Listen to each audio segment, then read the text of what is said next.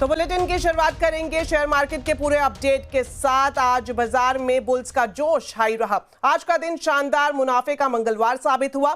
Sensex Nifty में शानदार तेजी देखने को मिली। सेंसेक्स 1131 पॉइंट चढ़ा तो वहीं निफ्टी ने 326 पॉइंट की बढ़त ली। निफ्टी करीब एक महीने के ऊपरी स्तर पर बंद हुआ। Mid cap small cap shares में अच्छी खासी खरीदारी देखने को मिली। वहीं बीएसई के सभी सेक्टर इंडेक्स बढ़त के साथ बंद हुए। डिटेल्स के साथ अब मेरे साथ सीधा जुड़ गई हैं कंचन नौटियाल। तो कंचन, आज बाजार में चौतरफा तेजी दिखाई दी, किन स्टॉक में रौनक दिखी और कहां सुस्ती दिखाई दी? जी डेफिनेटली दीपाली, जैसे कि आपने बताया कि बाजार का जो एक्शन था आज हमें अच्छी तरीके से देखने को मिला। इस टाइम पे अगर स्टॉक स्पेसिफिक एक्शन की बात कर ली जाए तो सबसे पहले बात करते हैं कि निफ्टी के कौन से शेयर्स थे जिन्होंने निफ्टी 50 को आज गेनिंग साइड पे पहुंचाया है। सबसे पहला नाम आता है आईसीआईसीआई बैंक, जहां पे हमें करीबन 3.5% का अपमूव एक देखने को मिला है। Mahindra and Mahindra 3.25%, Larsen and Toubro में 3% की बढ़त देखने को मिली है और साथ ही साथ श्रीराम फाइनेंस भी आज करीबन 3.5% की बढ़त के साथ बंद हुआ है। लूजिंग पॉकेट की अगर बात कर ली जाए तो बजाज फिनसर्व या सुबह से ही खबरों में बना हुआ है। बेसिकली अलायंस का जो है 26% हिस्सा जो है एक्वायर करने वाला है। इसके साथ ही साथ टेक महिंद्रा 1% की कमजोरी यहां पे देखने को मिली और भारतीय एयरटेल भी करीब 1% की कमजोरी के साथ बंद हुए हैं। अब बात कर लेते हैं कि मिड कैप का एक्शन किस तरीके का रहा है। पेटीएम ये खबरों में बना हुआ है। बेसिकली इसको सेबी से अप्रूवल मिल गया है इन्वेस्टमेंट एनालिसिस के लिए, जिसके बाद यहां पे 8% तक के मूव हमें देखने को मिले हैं। पीबी फिनटेक भी आज करीबन 8% की बढ़त के साथ बंद हुआ है। यहां पे भी ब्रोकरेज रिपोर्ट आई है और टारगेट जो है काफी अच्छे खासे ल्यूक्रेटिव दिखाई दे रहे हैं। इरेडा यहां पे भी एक खबरों में बना हुआ शेयर है, 6% का अपमूव यहां पे है और पूना वाला फिनकॉप में भी यहां पे करीबन 6% की बढ़त हमें देखने को मिली है। लूजिंग स्ट्रीक की बात करी जाए तो भारतीय एक्साकॉम 3%, एमआरपीएल में 2.5%, मैनकाइंड फार्मा 1.25% और साथ ही साथ एसआरएफ में करीब 1% की गिरावट आज के सत्र में देखी गई है। जी कंचन, आप हमारे साथ बनी रहे, एक और खबर के लिए आपके पास वापस लौटेंगे। इस बीच आपको बता दें, मार्केट एक्सपर्ट सुदीप बंदोपाध्याय ने बाजार के आउटलुक पर सीएनबीसी आवाज से खास बातचीत की। इस दौरान सुदीप बंदोपाध्याय निजी बैंक्स, एनबीएफसी से लेकर मेटल सेक्टर पर बुलिश दिखे। इस पीरियड में एफिशिएंट बैंक्स, एनबीएफसीज बेनिफिट करते हैं। तो ऑब्वियसली वो स्थिति अभी इंडियन इकोनॉमी में है। एक बार रेट कट हुआ है और जैसे इन्फ्लेशन के आंकड़े आए हैं उससे साफ है कि आने वाले दिनों में और रेट कट्स आ रहे हैं। अप्रैल पॉलिसी में भी जरूर एक रेट कट आएगा। तो ये एफिशिएंट बैंक्स और एनबीएफसीज के लिए अच्छा न्यूज है। दूसरी बात यह है कि क्रेडिट डिमांड इकोनॉमी में थोड़ा सुधार आ रहा है और उम्मीद यह है कि क्रेडिट डिमांड और भी तगड़ा होगा। ये भी बैंक्स के लिए अच्छा खबर है। टाटा स्टील में हमारा व्यू पॉजिटिव है। इसके साथ साथ वेदांता, इसमें भी ध्यान देना चाहिए। पहली बात तो है ओवरऑल मेटल डिमांड बढ़ रहा है। चाइना में जो स्टिमुलस दिया जा रहा है इससे इवेंचुअली मेटल डिमांड पॉजिटिव होगा, यही उम्मीद है।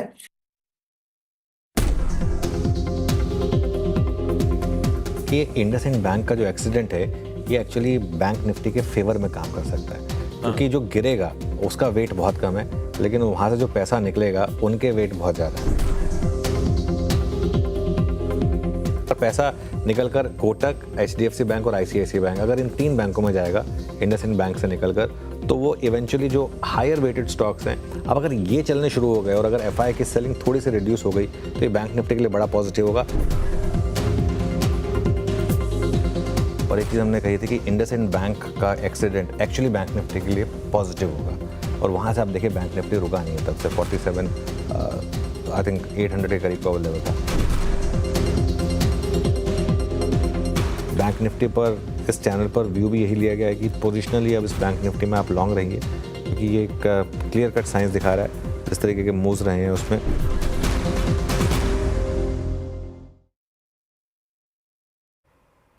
बजाज ग्रुप और अलियांस का 24 साल पुराना साथ छूट गया। बजाज फिनसर्व और प्रोमोटर ग्रुप कंपनियां अलियांस लाइफ और अलियांस जनरल इंश्योरेंस में बची हुई 26% हिस्सेदारी खरीदेंगी। डिटेल्स के साथ अब एक बार फिर से हमारे साथ जुड़ गई हैं कंचन। तो कंचन, बताएं इस खबर की पूरी डिटेल्स क्या हैं? डेफिनेटली जो खबर का रिएक्शन है आज के ट्रेडिंग सेशन में डेफिनेटली हमें बजाज फिनसर्व के शेयर में पर्टिकुलरली अगर हम बात करें तो देखने को मिल रहा है, जैसे कि आपने भी मेंशन किया, जो बजाज और अलियांस का पिछले 24 साल का रिश्ता है वो अब टूटने की कगार पे आ गया है। हो सकता है रेगुलेटरी अप्रूवल अगर आ जाए तो यहाँ पे हमें जो इनका रिश्ता है वो टूटता हुआ दिखाई दे।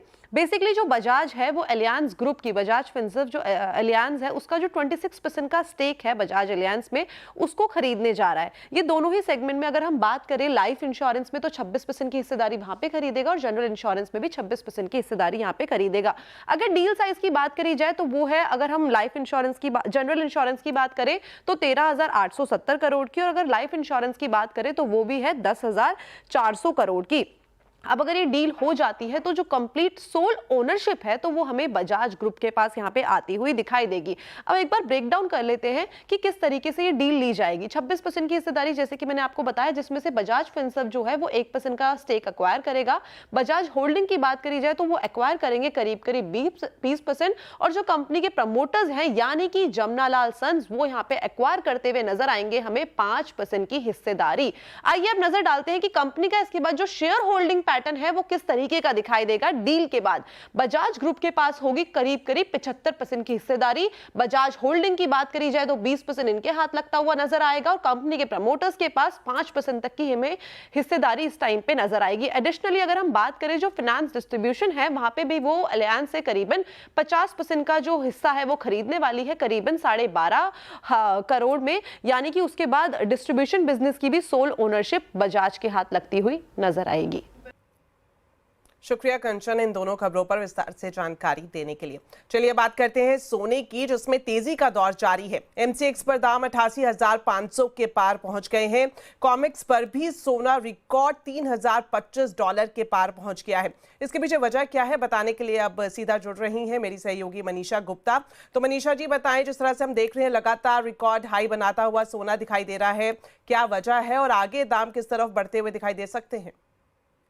अगर आप 1 जनवरी को देखें तो गोल्ड के प्राइसेस इंडियन मार्केट्स में 77,000 पे थे, जो ऑलमोस्ट 89,000 के आसपास फिलहाल कारोबार कर रहे हैं, यानी कि 11,000 रुपए पर 10 ग्राम की तेजी तो हमने इसी साल में यहाँ पर आते हुए देखी है। सोने में अगर पिछले साल की बात की जाए तो 28% की बढ़त थी। इस साल में अब तक 15% की तेजी सोना दिखा चुका है, और अगर पिछले 12 महीने की बात की जाए तो गोल्ड में करीब करीब 38% के गेन्स या रिटर्न्स हमने यहाँ पर बनते हुए देखे हैं। वेल, चाहे वो टैरिफ्स की बात हो, ग्लोबल ग्रोथ कंसर्न हो, या फिर ये आप देखें कि डॉलर इंडेक्स 5 महीने के लोज पर कारोबार कर रहा है, तो उसका भी फायदा हमने मार्केट्स में आता हुआ देखा। यूजुअली जब बाजार में अनसर्टनिटी होती है तो आप देखते हैं कि डॉलर इंडेक्स बढ़ता है, डेट मार्केट में तेजी देखने को मिलती है, जापानीज येन, स्विस फ्रैंक जैसी यहाँ पर करेंसीज बढ़ती हैं, लेकिन इस बार ऐसा कुछ भी नहीं है, और सोना इकलौता एक सेफ हेवन के तौर पर यहाँ पर उभरा है। साथ ही साथ ETF की बाइंग बहुत स्ट्रांग है, ग्लोबल सेंट्रल बैंक्स यहाँ पर सोना खरीद रहे हैं, और यूएस में हमने बहुत सारा फिजिकल सोना जाते हुए भी देखा है, तो एक प्राइस डिस्पैरिटी भी यहाँ पर बनती हुई नजर आई है। तो हर जगह जहाँ पर आप देखें सोने में तेजी है, और आज एक और ऐसा दिन है जहाँ यहाँ पर हमने ऑल टाइम हाइज बनते हुए देखे हैं $3,025 पर आउंस के। 3000 का लेवल बहुत समय से लोग बात कर रहे थे, वो बहुत इजीली हमने यहाँ पर निकलता हुआ देखा है, और वो है बैंक्स एंड ब्रोकरेजेस की रिपोर्ट्स आपकी स्क्रीन पर आएगी, जो आपको बताएगी कि यहाँ से भी तेजी की एक्सपेक्टेशन मार्केट्स को है। अगर आप बोफा देखें, गोल्डमैन सैक्स देखें, यूबीएस, सिटी, सभी का मानना है कि 3000 से लेके 3500 ऊपर में सोना आपको इस साल के अंत तक इस रनअप में दिखा सकता है। अगर आप अगले 2-3 साल की रिपोर्ट्स देखें तो $4,000 पर आउंस के भी लेवल्स यहाँ पर हैं, तो क्लियरली एक करेक्शन शायद आएगी, लेकिन लॉन्ग टर्म स्ट्रैटेजी अभी भी यहाँ पर लॉन्ग्स की है। शुक्रिया मनीषा जी इस पूरी जानकारी के लिए। चलिए अब बात करते हैं औरंगजेब की कब्र पर मचे बवाल की। महाराष्ट्र में औरंगजेब की कब्र को लेकर घमासान मचा हुआ है। नागपुर में हुई हिंसा पूरी तरह से सुनियोजित थी, ये बात महाराष्ट्र के मुख्यमंत्री देवेंद्र फडणवीस ने विधानसभा में कही है। फडणवीस ने कहा कि पत्थर एक जगह जमा किए गए थे, पेट्रोल बम पहले से ही बनाकर रखे गए थे। हिंसा के दौरान उपद्रवियों ने कई गाड़ियों में आग लगा दी। इस दौरान पुलिस पर भी हमला किया गया। फडणवीस ने लोगों से शांति बनाए रखने की अपील की है और साथ ही ये भी कहा है कि हिंसा में शामिल उपद्रवियों के खिलाफ कड़ी कार्रवाई की जाएगी। 3 DCP लेवलचे लोक या ठिकाणी जखमी झालेले आहेत, आणि जसं मी सांगितलं की यातल्या एका DCPवर तर थेट कुऱ्हाडी वार हा त्या ठिकाणी करण्यात आलेला आहे। त्यामुळे निश्चितपणे याच्यामध्ये काही ना काही एक प्रकारे काही लोकांचा सुनियोजित पॅटर्न हा देखील त्या ठिकाणी दिसतो आहे। अशा लोकांना त्या ठिकाणी त्यांच्यावर कारवाई ही केलीच जाईल। आणि मी एक गोष्ट स्पष्टपणे सांगतो, पोलिसांवर ज्यांनी हल्ला केला असेल त्यांना काय झालं तरी सोडलं जाणार नाही। साथ ही महाराष्ट्र के डिप्टी सीएम एकनाथ शिंदे ने भी नागपुर हिंसा को सोची समझी साजिश बताया है। एकनाथ शिंदे ने कहा कि यह घटना पूरी प्लानिंग के तहत हुई है। नागपुर में जो दुर्घटना हुई है बहुत ही दुर्भाग्यपूर्ण है। जो आगजनी हुई है, जहाँ पर कई लोग 2-4 हजार लोग इकट्ठा होकर जो समाज कंटक थे, उन्होंने कई घरों को वहाँ पर मोमिनपुरा है, महाल एरिया है, चिटनीस पार्क है, यहाँ पर इकट्ठा होकर लोगों के घरों को लक्ष्य कर दिया, टारगेट कर दिया, पथराव किया, आगजनी कर दी, वहाँ की गाड़ियाँ जलाई और एक ऐसे जगह पर उनकी गाड़ियाँ 100-150 पार्क होती थी, वहाँ मोमिनपुरा में एक भी गाड़ी खड़ी नहीं की। इसका मतलब ये होता है कि ये पूर्व नियोजित साजिश थी क्या, इसकी भी पुलिस तफ्तीश कर रही है। नागपुर में हिंसा को लेकर राजनीति भी शुरू हो गई है। शिवसेना यूबीटी के नेता आदित्य ठाकरे ने महाराष्ट्र सरकार पर हमला बोला है। उन्होंने कहा कि बीजेपी महाराष्ट्र को मणिपुर बनाना चाहती है, मुख्यमंत्री को पहले एक्शन लेना चाहिए था। मुझे ये जानना है कि मुख्यमंत्री कार्यालय से क्यों ना कोई रिएक्शन आई जब अफवाहें फैलने लगी थी। जब भी किसी शहर में ऐसी घटना होती है, और ये तो खुद मुख्यमंत्री का शहर है, स्वयं उनका शहर है, मुख्यमंत्री भी है, वो गृह मंत्री भी है, और ये अनुमान लगाया जाता है, मैंने भी सीएमओ काफी नजदीक से देखा है, कभी भी ऐसी घटना होती है तो पहला रिपोर्ट सीएमओ को आता है, सीएम के मोबाइल फोन पे आता है, होम डिपार्टमेंट भी आता है, दोनों डिपार्टमेंट्स उनके साथ है। क्या उनको पता नहीं था ये होने वाला है? मेरा अंदाज यही है कि भाजपा को महाराष्ट्र का मणिपुर करना। तो नागपुर हिंसा को आखिर सुनियोजित क्यों कहा जा रहा है? इसके पीछे एक नहीं कई वजह है। देखिए स्पेशल रिपोर्ट। सोमवार का दिन ढलते ढलते नागपुर के कई इलाकों में एक अफवाह फैली और हवा में इस अफवाह के तैरते ही नागपुर के अलग अलग इलाके में हिंसा का दौर शुरू हो गया। उपद्रवियों का दल शहर को सुलगाने पर आमादा था। उन्हें रोकने के लिए सामने से पुलिस भी आई, लेकिन इन्होंने पुलिस पर पथराव शुरू कर दिया।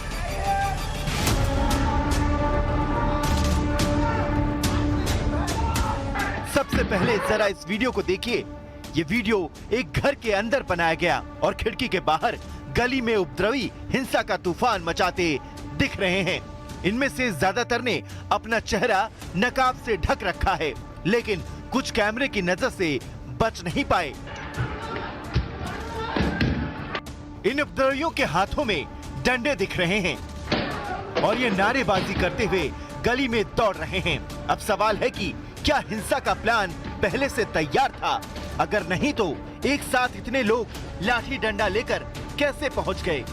उपद्रवी अपनी पहचान छुपाने के लिए पूरी तैयारी के साथ कैसे आए?